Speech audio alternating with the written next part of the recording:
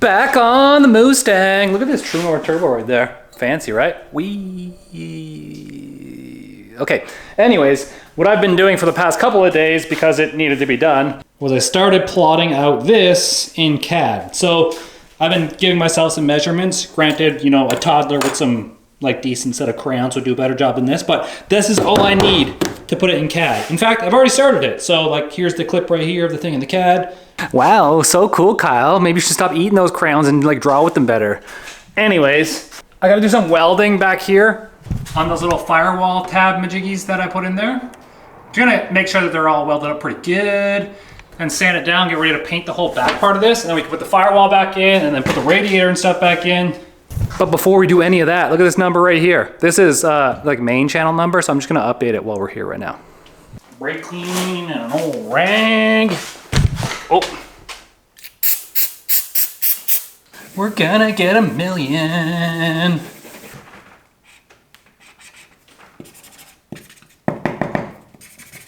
My dang old marker dried out.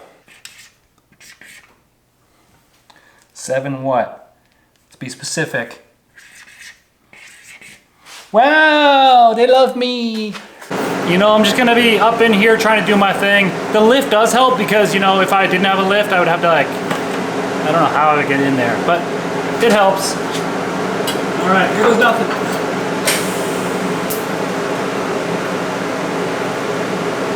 Came to grab the camera so I could film a clip, but you can only do the cool slidey thing one way, so I'm gonna do it again real quick. There's a lot of ice and stuff built up into my garage, but you can like, whee! Yep, and we're in the garage. Here you go.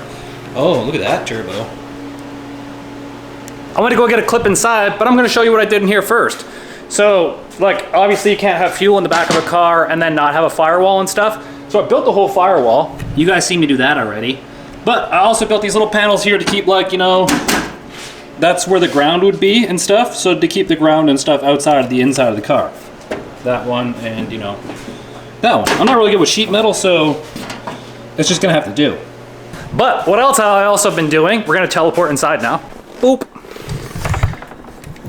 I've been building a body for a formula cart. So, you know, it's been taking me a while because it's just a lot to overcome and whatever. But I've slowly been learning how to do it, and here's where I'm at so far. I can take away, you know, the panels and you can see the chassis underneath. Building the body panels around it. So yeah, slowly getting there. Now obviously this ain't gonna cut it. Our brand new True North turbos, the compressor is just, you know, a little bit shorter. So, you know, that's probably too big of a leak to not be concerned about. So we're just gonna take this pipe off, cut it right here, extend it, you know, 3/4 of an inch or whatever that is, you know, 1 and 3 centimeters, and then re-weld it up. Sounds pretty straightforward, right? But, you know, I'm not very good at cutting straight lines, and that's a problem. I thought about including some, like, words of encouragement for people who can't cut straight lines, but we're pretty fucked. Ooh, that's convenience. I like that. Oh, yeah, I like that a lot. This setup came with, you know, a JGS blow-off valve and a set of JGS wastegates, but like, I'm not gonna force somebody else to run our products, but we do make blow-off valves and wastegates. And they look, you know, just on an aesthetic level, ours look aesthetically way better than these. And, you know, probably perform just like a piston gate will. So, blacksheepindustries.ca, go check it out. We have wastegates and blow-off valves, matching sets. They look amazing and they perform amazing. They just look nice. They're priced nice, and they're made for racers like you guys because I'm a racer myself. blacksheepindustries.ca, use code word boosted lifestyle at checkout, 10% off. If I can't cut it out, at least I can blade it straight. See if I can do this one hand. There's a camera stand literally right here. I can just, you know. Oh my God. The future's crazy, man.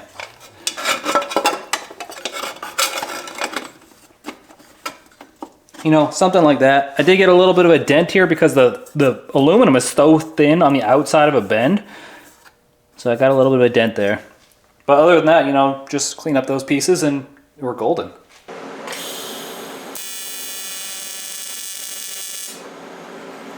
See, we're not completely useless. Just need to, you know, weld it all up without making it look like trash.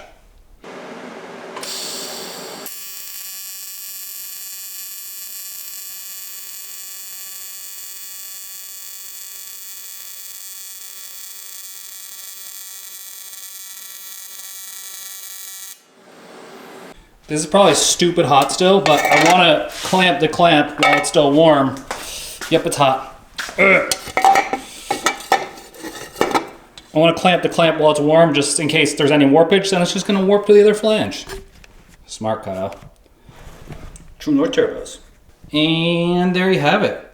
Nothing's super bolted up and none of the rubbers are in it yet, but it's connected. Right now, it would still make some power. More power than it would make with that big gap that was there anyways. Maybe, I don't know. Probably. Yeah, I got into a funk where I just started doing stuff and I didn't film anything because, you know, banana brain like I am. Our swirl pot thing, you know, just not gonna work out. There's a floor here. You need to get the hoses through the floor with some sort of bulkheads or something. So I'm gonna get rid of the swirl pot. So it would mount right there. It just, you gotta get this hose right here down through the sheet metal here. It actually goes to that hose.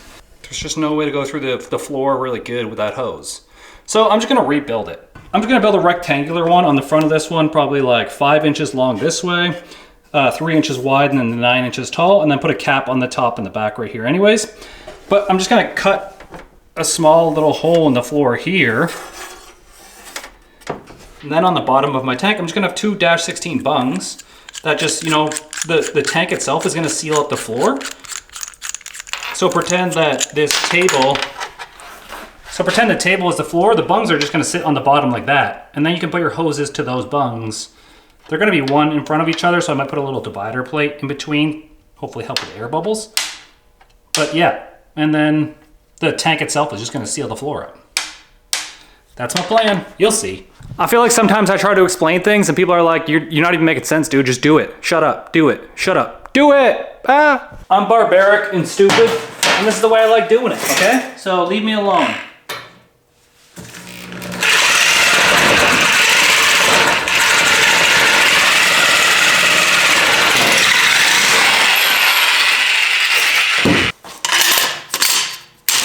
There's our tank, you know, before hot gluing it together. Frickin' nailed it. Look at this tank. Looks like a tank. I don't want to touch it because it's probably still hot. But, you know, just gotta weld it up.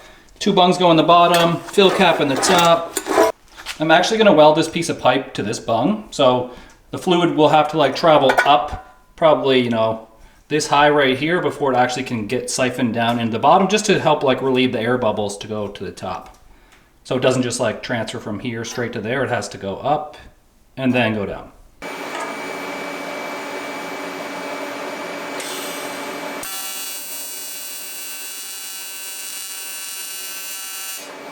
So right now, as things sit, this is the only way to drain this tank. And there's sheet metal literally right here. So you'd open this and it would just drain out onto the sheet metal, and then what do you do? So I flipped it over and we're just gonna put a 1/4 inch bung right here in the bottom. We'll cut a hole in the floor where the hole goes right here. And then obviously the tank will seal itself against the sheet metal. And then we'll put a 1/4 inch ball valve in there that you can reach just under the car. So these tabs right here are right here. I didn't install this bracket, so don't judge me on it. But then the hole is gonna be like right there. So there's a little ball valve. You just reach under the car, open the ball valve, and it'll drain, you know, into your pan on the ground. I've definitely been sick for the last couple days, so my voice isn't really good. You know, you can hear it probably. Anyways, tank is in place. I still have to build brackets to hold it down. But now the coolant is just up here. You remove that cap, fill it right there. I might have to adjust this a little bit because I did move the tank around a little bit because my bungs over here landed right on the frame rail, and then I didn't, you know, I had to move it over. There's our 2 -16 bungs coming down through the floor. So this one right here will join up to that front one, and then the back one joins to the radiator back here somewhere. But then also I added this little 1/4 inch bung on this side. Also, side note, not related to cars, G and I will be at One Piece Day this weekend, the 8th and 9th. It's actually in Dallas. the same weekend as Texas 2K, but I had my fill of Texas 2K last year. It's just a really expensive trip to haul the car down there. It's basically like, I don't know, $5,000 or $6,000 minimum for us from Canada to go make 6 passes. So in the end, it's not really beneficial for me to go down there, even though that's where I should be if I want to be an automotive YouTuber. But instead, we're going to be at One Piece Day because we love One Piece, we love the card game, and it's just going to be more fun. So we'll be in Dallas for about a week, and if you're sticking around after Texas 2K, let me know what you're up to.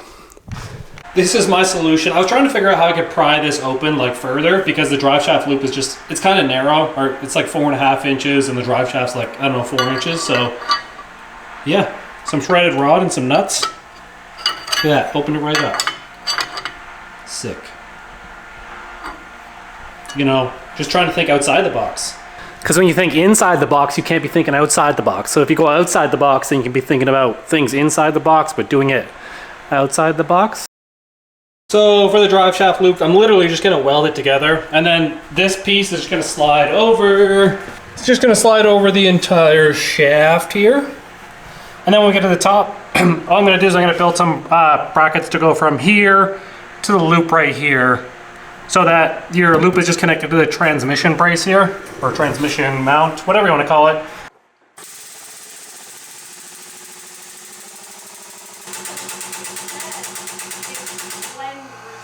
Something like that. One side is just, you know, right to there, and then the other side will come from this side and do the same thing, and then that'll be how we hold our drive shaft up. It just has to like protect it if it explodes.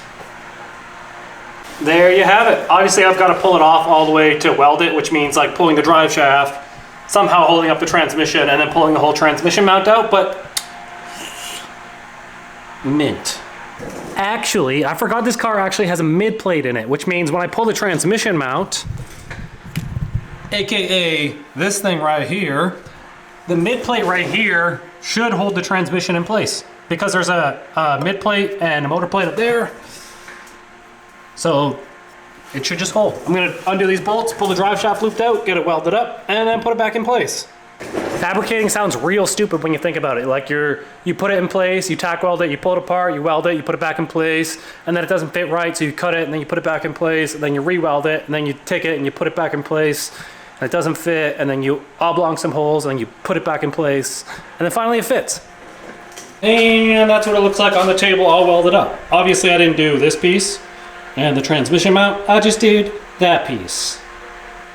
So yeah, couple things need doing on this one, and then we're gonna pull this one out, and I don't know if we should put the Hemi Fox in here, like my Hemi Fox, or we should put the RX-7 in here and get that ready for endurance racing. The RX-7 we're gonna be upgrading a little bit. I wanna do some more aero stuff to it, so that is gonna be like compounded into that. That's gonna be building the body, but then I would also have to build aero parts for the, yeah. So maybe the Fox is the best next project to bring in here while I'm working on that one still. And yeah, after this one's out, we're gonna start slowly 3D printing that body because I only have one printer right now, so I should probably get a second one. And we're headed to One Piece Day now. So that's kind of my life. On the plus side, spring is like here, and the days have started to get longer, and it starts to feel better, and I feel more like betterer. So peace easy, get that V.